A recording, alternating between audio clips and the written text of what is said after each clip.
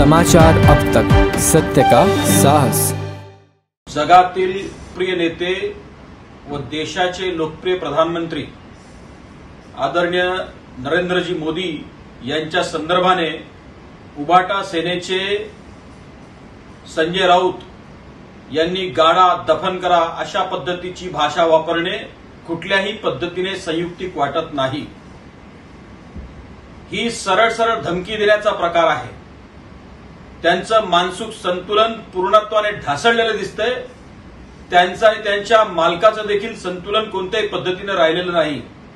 ज्या पद्धतीची भाषा ते वापरतायत, मी या संदर्भातली तक्रार पोलीस आयुक्त नागपूर आणि इलेक्शन कमिशन ऑफ महाराष्ट्र यांना केलेली आहे।